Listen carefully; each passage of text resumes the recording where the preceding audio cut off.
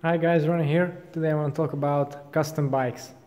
If you've been watching my channel for a while now, then you probably know that all three of my bikes are completely custom, built from the frame up with quite an interesting choice of components, dare I say. And the reason I do that instead of just buying a complete bike, because nowadays you can buy even the highest end stuff complete. But I decided not to do so with any of my bikes. So the first thing is choice. Basically, if you buy an off-the-shelf bike, even if it's a top-end model, you still are going to need to change quite a lot of things. Perhaps it doesn't come with the tires you like, the wheels, the bar tape, or the stem and handlebar width and length, a seat post, saddle. Probably the saddle is the most obvious one.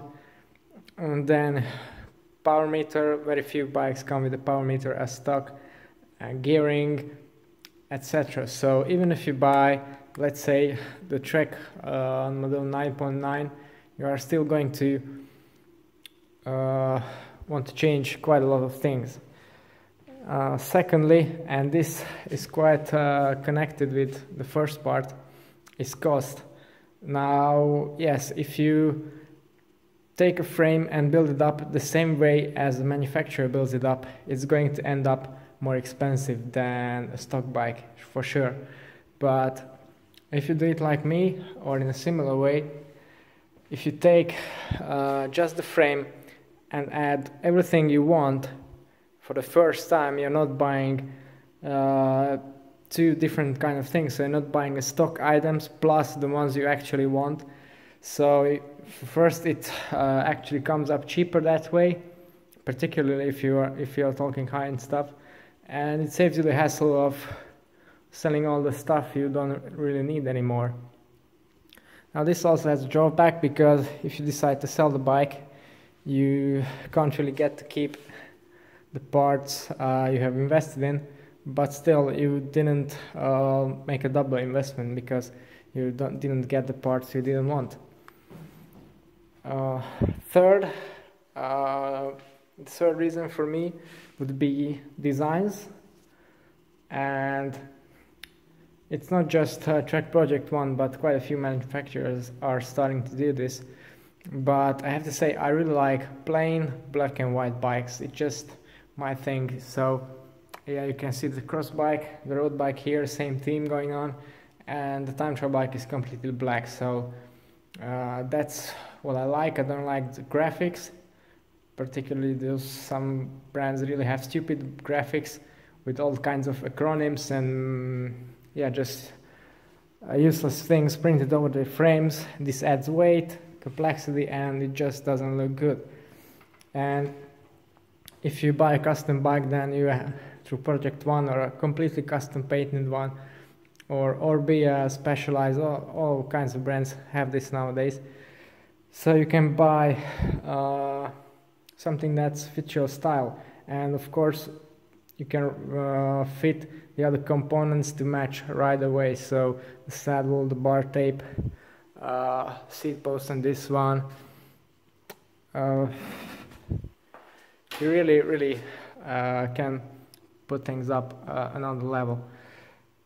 Then the following thing I really like about building a custom bike, well, I'm quite technically inclined, so this may not apply to you, but it's just a lot of fun, building up a bike from scratch in a couple of hours and then getting to ride it. Yeah, it's an awesome feeling. So it's much better than just taking the bike out of the box and riding it straight away. And also the part that comes before this, so doing the research, which parts to choose, comparing. You actually learn quite a lot of stuff from just making a research. What do you actually want your bike to be like? And it's a really nice part of this whole custom bike thing. And it's really the only way to get some super sweet products like my dash saddle here, or let's say the aluminum housing on there, or a triple X bar and stem, or the carbon chaining on my time trial bike, or that one by setup. So yeah, you learn a lot from that. You'll definitely learn what works and what doesn't, and what suits you, and you learn a lot about bikes in general. And the final thing will be actually the mechanical act of putting the bike together. So if you are putting it together yourself, or you have a certified technician do it, a really good mechanic, then you can be sure that the bottom bracket has been properly pressed in with the right grease and the right substances, and you've got carbon fiber grip paste everywhere it needs to be, and everything has been tightened to spec, and the handlebar tape won't just unwind, and little things like that, because you know, a non-custom bike is always mass produced, and even if they have some really good technicians, they're building one bike after another, so it doesn't get half as much care as if it's done by a custom builder or yourself. And that way you can be sure that, you know, little things like the brake pads haven't been skimmed on, you get the right ones for your wheel, and you get the highest quality cables, so they actually work very nice. Particularly important with mechanical shifting.